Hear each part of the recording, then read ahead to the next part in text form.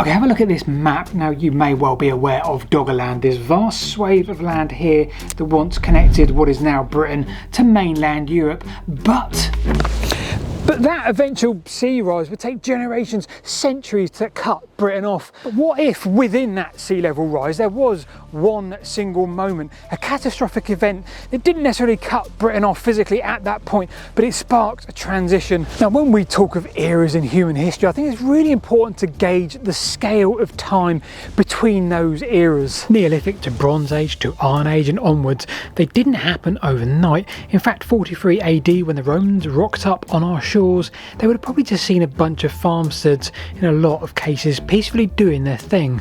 And I wonder if the change for them was very dramatic at all. But let's have a look at a change that might well have been different. In fact, stop the car, I've got a theory or a hypothesis. But back to the map of Doggerland. Now, we know that Britain wasn't isolated overnight, it wasn't flooded in one immediate hit, gone, broken forever. Instead, perhaps something more fragile was broken.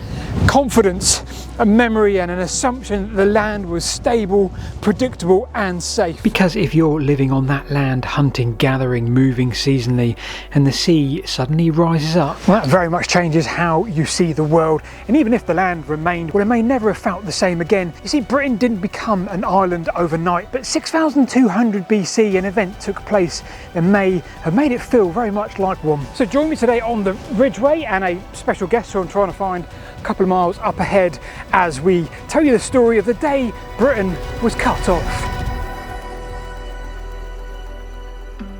Now, long before anyone tried to map the seabed, well, the fishermen knew that something strange lay beneath the North Sea. Throughout the 19th and 20th centuries, trawlers working the Dogger Bank repeatedly hauled up blocks of peat, tree stumps and bones of animals that should have never been underwater.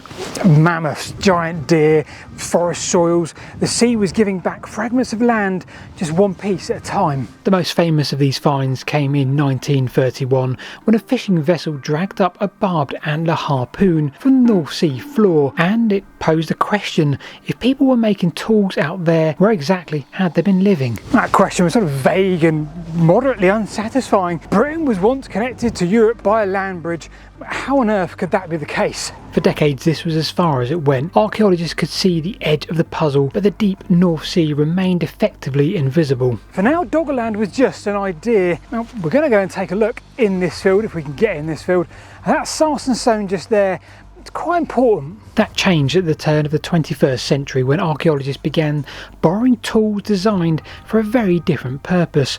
Oil and gas companies had spent decades mapping the underground structures in extraordinary detail. When researchers like Vince Gaffney gained access to this data, something remarkable appeared. Beneath the North Sea, we now see a complete landscape. Rivers hundreds of kilometres long, lakes, wetlands, valleys, an entire country preserved in geological slices. Doggerland wasn't just this route or this pathway between Britain and Europe. It was a lived place. It was a place where the Mesolithic people thrived. It was an absolutely perfect environment for that existence. Vince Gaffney's work showed that Doggerland continually changed, and as the retreat of that last ice age, well, the tundra would slowly turn to grassland and then to woodland. Rivers shifted, coastlines crept. Over time, the landscape would fragment into marshes and islands.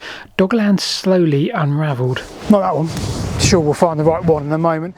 So what happened next is key to today's story. It broke the rhythm of this slow change, an event that took place so sudden that it still leaves its mark around the North Sea today.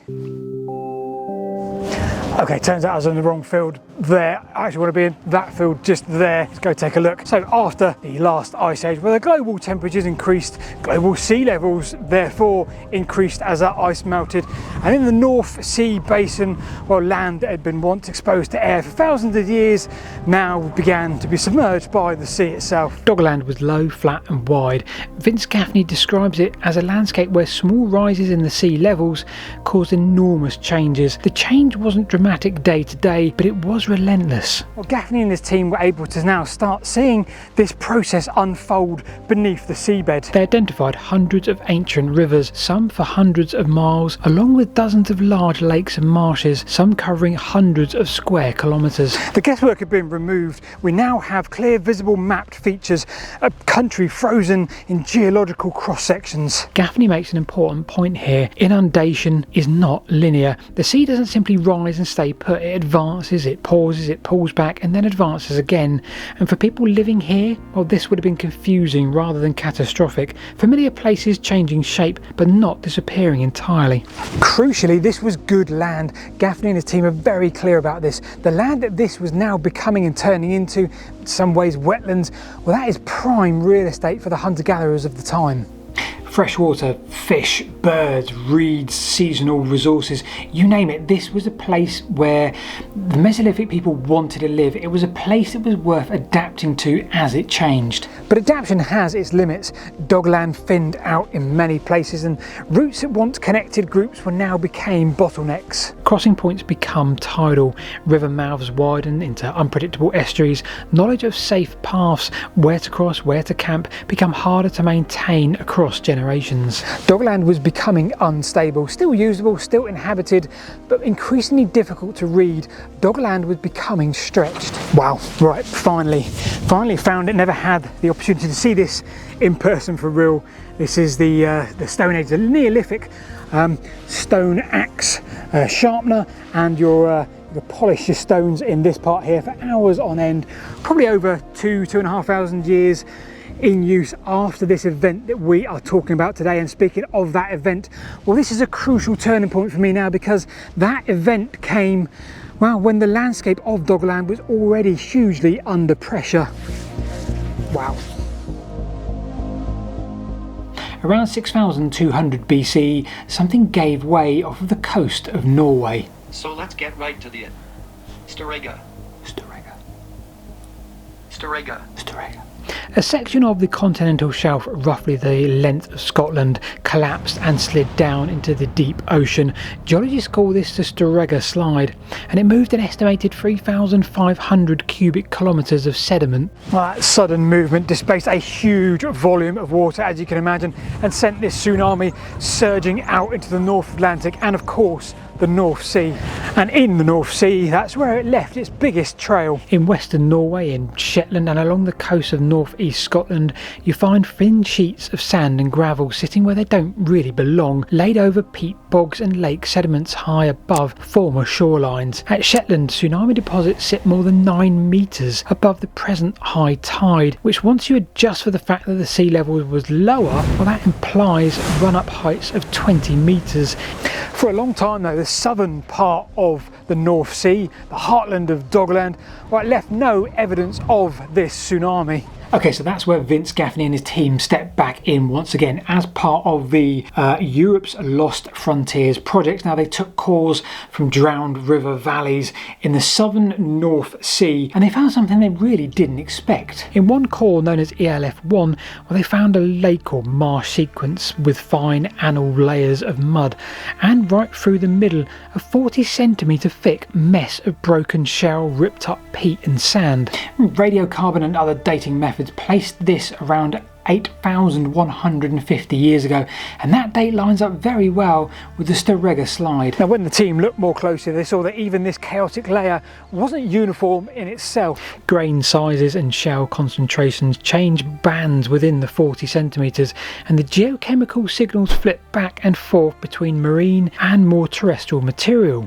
Now, Gaffney and his team interpreted this as 3 separate tsunami events, and perhaps the most unsettling part of all of this is where this core sits within the Mesolithic landscape. When you restore sea levels and topography, ELF1 is not on the ancient shoreline. It's roughly 40 kilometres inland from the then coast, at the head of the drowned river system of what Gaffney calls the Southern River. The only way to get marine sand and shell into that basin is for the tsunami to have been funneled up the estuary and over the low ground, effectively driving the sea into the surviving part of Doggerland. Now, for anyone living within that landscape, landscape in remotely coastal or low-lying valleys, where all of a sudden that predictability of the landscape, the predictable tides and the rivers, all of a sudden they would have seen that devastating surge of water rise up and tear through their world. Now on this part of the journey we've almost reached Wayland's Smithy. I can see it just in the distance. I can also see Marie, special guest this week, also has a YouTube channel. I'll tell you about that in a little bit, and Marie's going to join us for the rest of the journey today.